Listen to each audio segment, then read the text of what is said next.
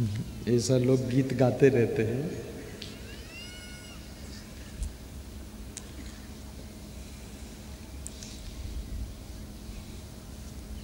श्री कृष्ण अर्जुन का संवाद है।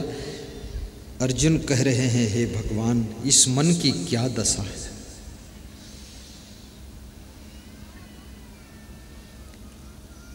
चंचलम ही मनः कृष्णा प्रमाथि बलवत् दृढ़म् तस्याहं निग्रहं मन्ये वायुरुषो दुष्करम्। कृष्ण कहते, अर्जुन, असंशयम महाबाहो मनो दुर्निग्रहम चलम अभ्यासेन तो कौन्ते वैराग्येण च गृह्यते। अर्थ बता देता हूँ।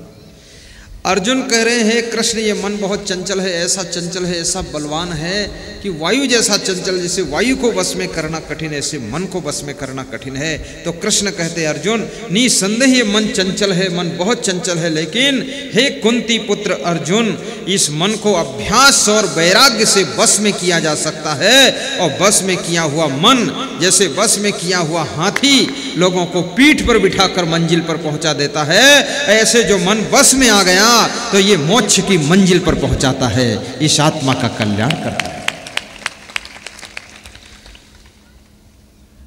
मन की तरंग मार लो, बस हो गया भजन। मन की तरंग मार लो, गाइए, सब गाइए, गुनगुनाइए। बस हो गया भजन, मन की तरंग मार लो,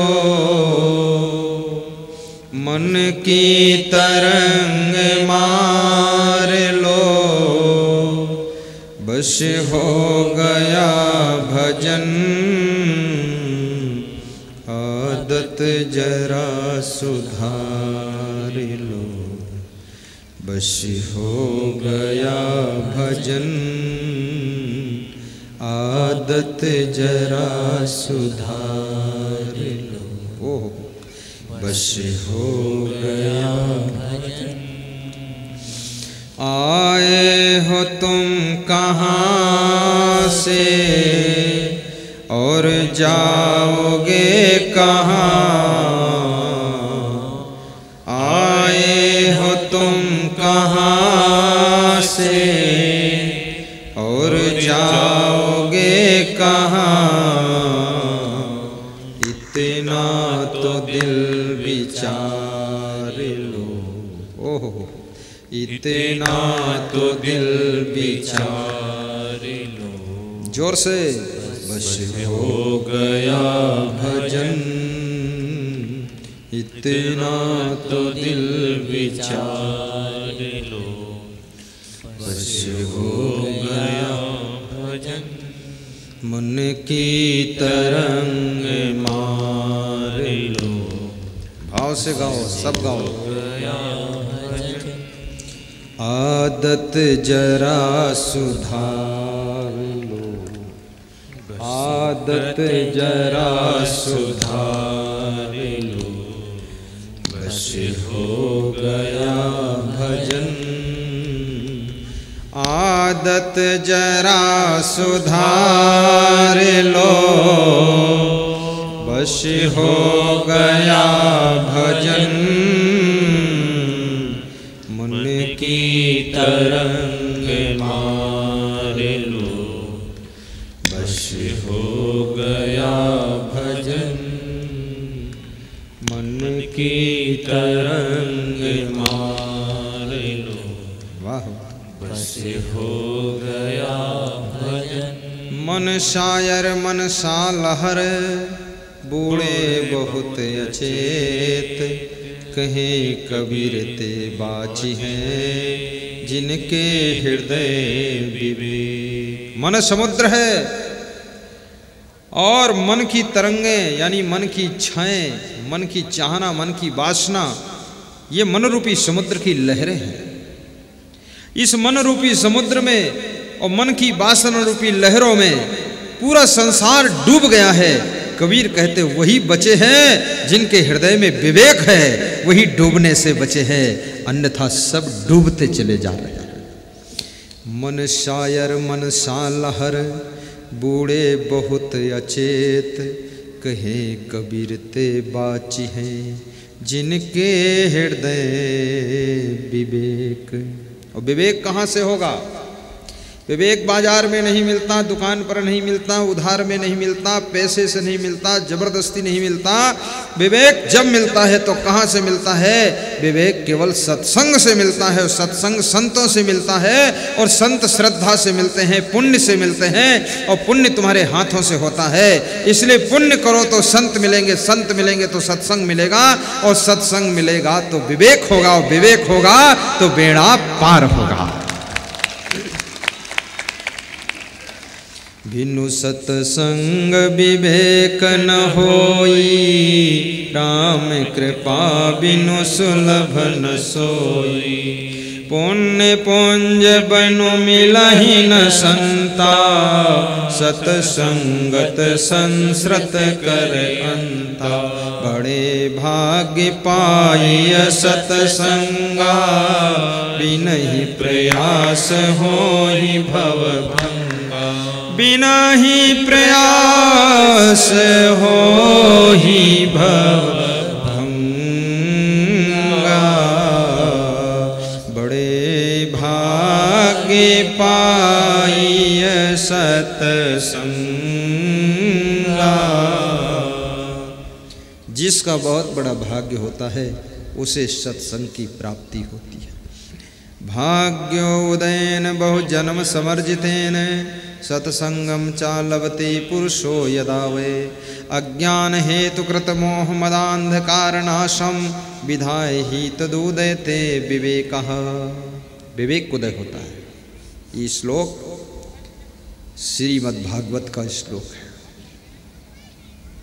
जिसका भाग्य उदय हो जाता है तो उसे सत्संग मिलता है बहुत पुण्य प्रताप से, और सत्संग से विवेक उदय होता है। और विवेक उदय होने से जैसे सूरज के उदय होने से अंधकार दूर होता है, ऐसे मोह मदांधकार नाशम, मोह और मद, मद माने घमंड अभिमान, मोह और अभिमान का अंधेरा मिट जाता है और जीव का रास्ता साफ हो जाता है। भाग्योदयन बहुजन्म समर्जितेन, सत्संगम चालवते पुरुषो यदा वे। अज्ञान हेतु कृत मोह मदांधकार नाशम, विधाय ही तदुदयते विवेकः। एक घड़ी आधी घड़ी आधी में बुनियाद, तुलसी संगति साधु की कटे कोटि अपराध। तुलसी संगति साधु की कटे कोटि अपराध। गुरु वैद्य और ज्योतिषी, देव मित्र बलराज। इन्हें भेंट बिन जो मिले, होय न पूर्ण काज। इन्हें भेंट बिन जो मिले, होय न पूर्ण काज। संत मिलन को जाइए, तजी माया अभिमान। सब गाओ साथ में। संत मिलन को जाइए, तजी माया अभिमान। जो जो पग आगे धरे, कोटिन यज्ञ समान। जो जो पग आगे धरे, कोटिन यज्ञ समान। संत सहायक जीव के, संत ही पार लगाए। संत सहायक जीव के, संत ही पार लगाए। औरन से यह होय नहीं, जो भ्रम भूल भगाए। औरन से यह होय नहीं, जो भ्रम भूल भगाए। गुरु समान दाता नहीं, याचक शेष समान, तीन लोक की संपदा सो गुरु दीन्ही दान। तीन लोक की संपदा सो गुरु दीन्ही दान। संगति से सुख उपजे, कुसंगत से दुख हो। कहे कबीर तहाँ जाइए, जहाँ अपनी संगति हो। कहे कबीर तहाँ जाइए, जहाँ अपनी संगति हो। बोलिए सद्गुरु भगवान की जय। आपका जीवन सुख और प्रसन्नता से पूर्ण हो। आपके मन की चंचलता नियंत्रण में रहे। आपका मन सदैव प्रसन्न रहे, ऐसी मैं शुभकामना करता हूँ। आप अपने स्वास्थ्य के लिए भी जागृत हों। राजनीति करो, खेती बाड़ी करो, दुकानदारी करो, भक्ति करो, लेकिन स्वास्थ्य को संभाल कर रखो। राजनीति में इतना बिजी मत हो जाना कि शरीर को संभालने का वक्त ही न बचे। बिजनेस में इतना खो मत जाना कि आपका स्वास्थ्य भी खो जाए। भक्ति में इतना भूल न जाना कि आपका स्वास्थ्य बर्बाद हो जाए। क्योंकि शरीर नहीं ठीक रहेगा तो राजनीति भी नहीं कर सकोगे, भक्ति भी नहीं कर सकोगे, बिजनेस भी नहीं कर सकोगे। कितने दुकानदारों को मैं देखता हूँ दुकान पर बैठे, उनका शरीर इतना भयंकर हुआ है। चेहरा बहुत सुंदर था बचपन में, धीरे धीरे उनका चेहरा कुंभकर्ण जैसा बहुत भयानक लगता है।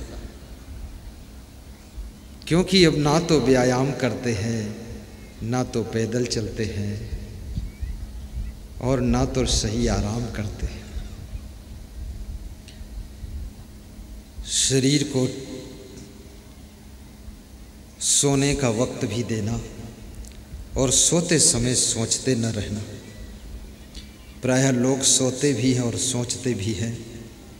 अगर ऐसा आपके साथ हो रहा है तो कुछ दिनों के बाद आपके अंदर शुगर की बीमारी होने वाली है। आपका बीपी डिस्टर्ब होगा, लकवा अटैक होगा, हार्ट अटैक होगा, क्योंकि शरीर को, बॉडी को रिलैक्स नहीं मिल रहा है। गहरी नींद का सुख लीजिए। कड़ी भूख लगने पर भोजन खाइए तो 56 प्रकार के व्यंजन का स्वाद लीजिए। और कलह कलेश घर में मत कीजिए। जो मिला है उसमें संतोष कीजिए, जो और ज़रूरत है उसके लिए प्रयास कीजिए। जो तुम्हारा परिवार है उसमें खुश रहिए। परिवार के किसी सदस्य को दुख न दीजिए। यदि तुम अपने माँ बाप को दुखी करते हो अपने स्वभाव से, चरित्र से, विचारों से, आलस्य से, नशा से, तो याद रखना तुम्हारे पुण्य छीड़ हो रहे हैं। माँ बाप की मृत्यु के पश्चात तुमको बहुत दुख मिलेगा, पुण्य खत्म हो रहे हैं। किसी को दुख देने से जो स्टाकेस पुण्य हैं वो भी छीड़ हो जाते हैं, और दूसरों को सुख पहुंचाने से आपके स्टॉक में पुण्य बढ़ने शुरू हो जाते हैं। अपने बेटे बहू को भी दुख मत देना। देवरानी जेठानी को पीड़ा मत पहुंचाना। भाई को प्रेम से रखना, अनुशासन में रखना, खुद कंट्रोल में रहना, कोई नशा व्यसन ना करना। पैसे कमाना, लेकिन पैसे बचाना भी, और बचे हुए पैसे से इंसान को बचाना, धर्म को बचाना, भक्ति को बचाना, और अपने गांव में ऐसा सुखद सत्संग समागम कराना। पैसा को शराब में मत उड़ाना, सत्संग में लगा करके हजारों लोगों के जीवन को धन्य बनाना।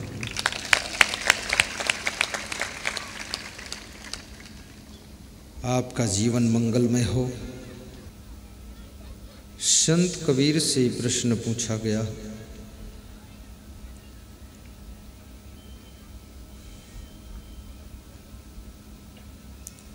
संसार में सुख है कि नहीं है, और सुख है तो कितना सुख है, कितना दुख है, और यदि सुख है तो मनुष्य दुखी क्यों है, और मनुष्य दुखी है तो सुख कहाँ है, और सुख कैसे मिलेगा।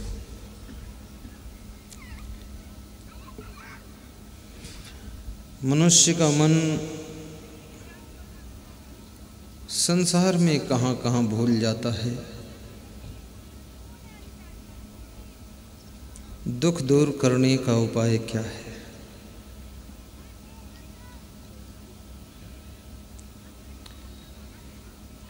संत कबीर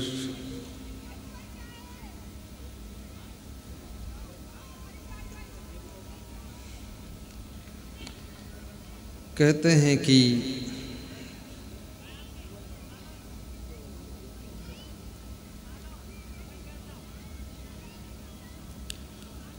अल्प सुख दुख आदिवंता,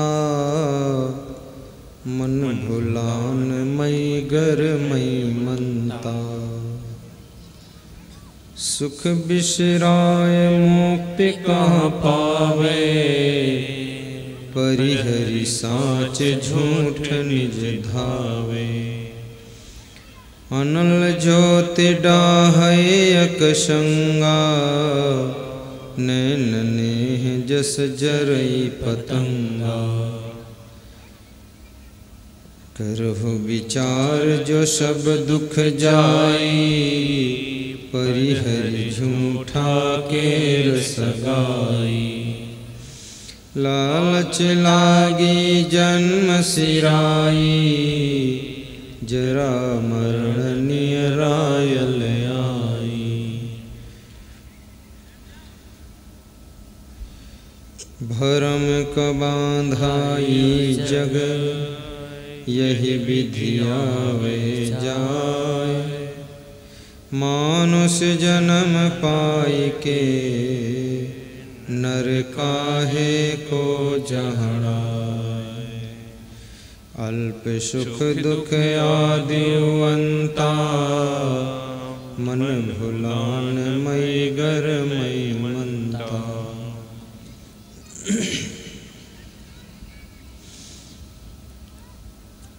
संत कबीर कहते हैं कि मनुष्य का मन मतवाले हाथी की तरह संसार के विषयों को भोगने के लिए उन्मत्त हो जाता है।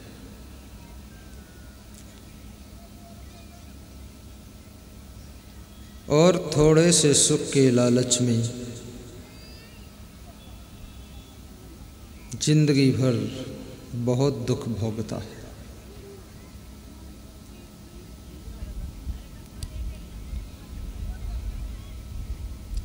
थोड़ा सा सुख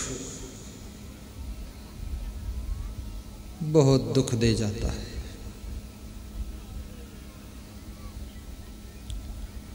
और सुख और दुख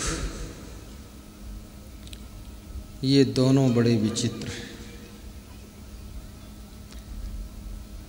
एक ही प्रकार की कंडीशन में रहने वाले दो लोग, उसी कंडीशन में एक व्यक्ति सुखी है, दूसरा दुखी है। कंडीशन एक ही है। कैसे मनुष्य सुखी होता है, कैसे दुखी होता है। मैंने सुना है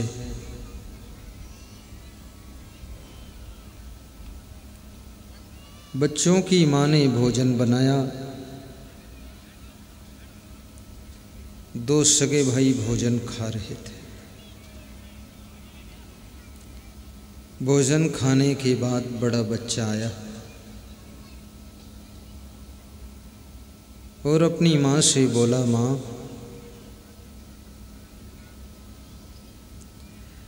आज सब्जी किस चीज़ की थी? सब्जी बहुत अच्छी थी, आज बहुत अच्छा लग रहा है।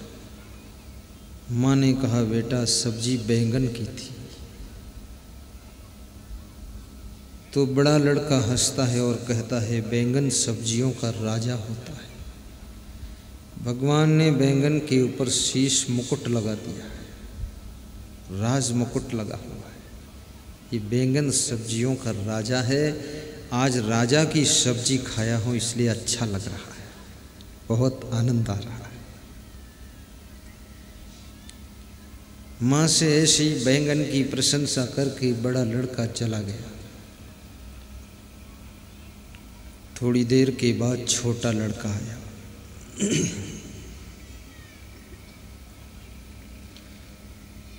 और छोटे लड़के ने आकर कहा, माँ आज सब्जी किस चीज़ की थी? माँ ने कहा, बेटा बैंगन की सब्जी थी। बोले, ऐसा नाम बैंगन? काला कलूटा उसका रूप है। आज मेरे पेट में दर्द इसीलिए हो रहा है। बैंगन की सब्जी, उसका नाम ही है बेगुन, उसमें कोई गुण तो है नहीं।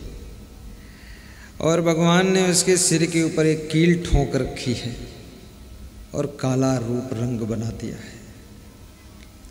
बेगुन की सब्जी खाया हूँ इसलिए पेट में दर्द हो रहा है। आज से दोबारा इसको कभी मत बनाना।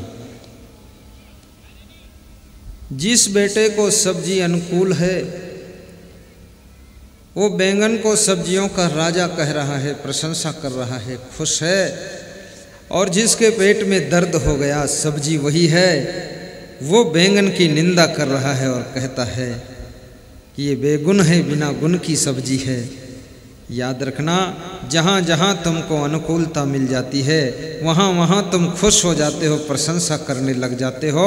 और जहाँ जहाँ तुमको प्रतिकूलता मिलती है वहाँ वहाँ तुम दुखी हो जाते हो और निंदा करने लग जाते हो, निंदा करने लग जाते हो। इसलिए नीतिकारों ने कहा है कि अनुकूल वेद नियम दुखम, प्रतिकूल वेद नियम, अनुकूल वेद नियम सुखम, प्रतिकूल वेद नियम दुखम। अनुकूलता में सुख लगता है और प्रतिकूलता में दुख लगता है। यदि आपकी पत्नी आपकी अनुकूल है तो आपको अच्छा लगेगा उस दिन। आपके अनुकूल नाश्ता बना दे, आपकी अनुकूल बिस्तर लगा दे, आपकी अनुकूल मीठी मीठी बात करे, मुस्करा दे, तुम्हें सुख लगेगा। वही पत्नी है दूसरे दिन थोड़ा कठोर बोल दे, भोजन बनाने के समय चादर ओढ़ कर लेट जाए, तो आपको जब प्रतिकूलता लगेगी तो आपको दुख लग जाएगा। एक ही व्यक्ति से कभी सुख लगता है, कभी दुख लगता है। एक ही सामान से कभी सुख लगता है, कभी दुख लगता है।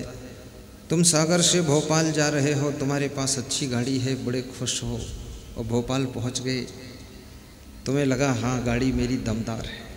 और उधर से जब लौटे तुम, गाड़ी का बेरिंग टूट गया और जंगल में विदिशा के पास पड़े हो, तुमने कहा गाड़ी क्या झंझट पूरा है फालतू। जहाँ तुम्हें अनुकूलता मिलती है, सफलता मिलती है, वहाँ तुम प्रसन्न हो जाते हो, और जहाँ प्रतिकूलता मिलती है तुम असफल होते हो, वहाँ दुखी हो जाते हो। याद रखना,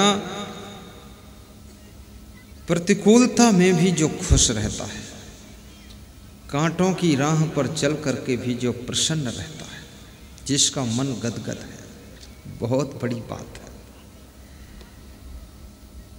प्रशंसा के शब्द सुन करके तो सभी खुश हो जाते हैं, लेकिन अपनी निंदा को सुन करके भी जो दुखी नहीं होता है, ये बहुत बड़ी बात है। आपकी कोई निंदा करे तो फिर भी आप दुखी ना हो, तो निंदा करने वाला एक दिन निंदा करना बंद कर देगा। क्योंकि निंदा इसीलिए करता है कि तुम दुखी हो जाओ, और उसकी निंदा करने से भी तुम दुखी नहीं होते हो, मुस्कुराते घूम रहे हो, तो सोचता है अरे निंदा करने से भी कोई फ़ायदा नहीं, क्योंकि इसके ऊपर कोई असर पड़ता ही नहीं है, तो निंदा करना बंद कर देगा। किसी नेता का पुतला बना करके अपोजिट पार्टी वालों ने फूंक दिया, तो उस नेता ने दूसरे दिन अखबार में छाप दिया कि मेरा पुतला फूंकने से यदि किसी को सुख मिलता है तो मैं छूट देता हूँ, रोज़ मेरा पुतला बनाकर फूंकिए और अखबार में छाप कर दिखाइए कि उनका पुतला जल रहा है। आखिर अखबार में जब छापोगे तो मेरा नाम ही लिखोगे, तो मेरे नाम का तुम प्रचार करोगे, तो उससे मुझे वोट ज़्यादा मिलेगा, इसलिए रोज़ पुतला बनाओ और फूंको। उस दिन से पुतला बनाना और फूंकना भी बंद कर दिया। बोले पुतला फूंकने से भी कोई फायदा नहीं, उसका ही प्रचार होता है। निंदा करने से भी व्यक्ति का प्रचार होता है। जिसकी तुम निंदा करते हो उसके नाम का प्रचार होता है। अभी तक उसका नाम लोग जानते नहीं थे, लेकिन तुम स्वयं निंदा कर करके उसका नाम सबको जानकारी करा रहे हो। निंदा भी तुमको घायल न कर सके और प्रशंसा तुमको भुला न सके। याद रखना भाइयों बहनों, निंदा होती है इसका मतलब तुम जिंदा हो, इसलिए निंदा होती है। यदि मुर्दा होते तो अब निंदा भी नहीं होती, ना स्तुति होती। मुर्दा कितना खराब हो लेकिन उसकी लोग प्रशंसा करते हैं कि जैसे थे लेकिन अच्छे आदमी थे। मुर्दा की प्रशंसा तो सभी कर देते हैं, लेकिन जिंदा की जो प्रशंसा करे, समझदारी पूर्वक प्रशंसा करे, वह व्यक्ति बहुत विवेकवान होता है। क्योंकि जब तक आदमी जिंदा रहता है तो उसके प्रति ईर्ष्या पैदा होती है। जब आदमी मुर्दा हो जाता है तो उसके प्रति दया आती है कि अब तो दुनिया से चला गया, अब कोई बात नहीं है, ठीक है। किसी के अच्छे गुणों का सम्मान कीजिए, अच्छाइयों की प्रशंसा कीजिए। और निंदा करना सरल है, प्रशंसा करना कठिन है। क्योंकि जब तुम किसी की प्रशंसा करते हो तो उसको सम्मान दे रहे हो, और सम्मान देने में आपके अभिमान को चोट लगती है। सम्मान पाने में आपके अभिमान को खुराक मिलती है, लेकिन दूसरों को सम्मान देने में अहंकार को चोट लग जाती है। इसलिए बहुत अच्छा करने वालों को भी अच्छा कहने वाले बहुत कम मिलते हैं। कोई भी मिनिस्टर, चीफ मिनिस्टर कितनी सड़कें बना दे, कितनी गांव-गांव में लाइट कर दे, सारी व्यवस्थाएं कर दे, लेकिन फिर भी उसको सब अच्छा नहीं कहेंगे। अच्छा कहे वही सकते हैं जो अपने अहंकार को अलविदा कर सकते हैं, वही दूसरों को अच्छा कह सकते हैं। अच्छा कहने के लिए अहंकार मुक्त हृदय चाहिए, तब आप दूसरों को अच्छा कहकर प्रशंसा कर सकते हैं। अहंकार चाहता है कि हमको सब अच्छा कहें और हम किसी को अच्छा ना कहें। परंतु याद रखना, जब तुम किसी की प्रशंसा करते हो तो तुम्हारी प्रशंसा भी होना शुरू हो जाती है। जब तुम किसी की निंदा करते हो तो तुम्हारी निंदा भी इकट्ठा होने लग जाती है। जब किसी को तुम सुख पहुंचाने के लिए फिक्र करते हो तब तुम्हें सुख देने के लिए लोगों की लाइन लग जाती है, और जब दूसरों को तुम दुख देने की तैयारी करते हो तो तुमको दुख देने वाले हजारों लोग इकट्ठे होने लग जाते हैं। जो तुम दुनिया को देना चाहते हो, ये दुनिया तुमको 1000 गुना वापस करना चाहती है, और जो दुनिया को तुम नहीं देना चाहते हो, दुनिया भी तुमको देना नहीं चाहती है। अगर किसी को एक बार तुम राम राम कहते हो तो तुम्हें 10 बार वो राम राम कहने को तैयार हो जाता है।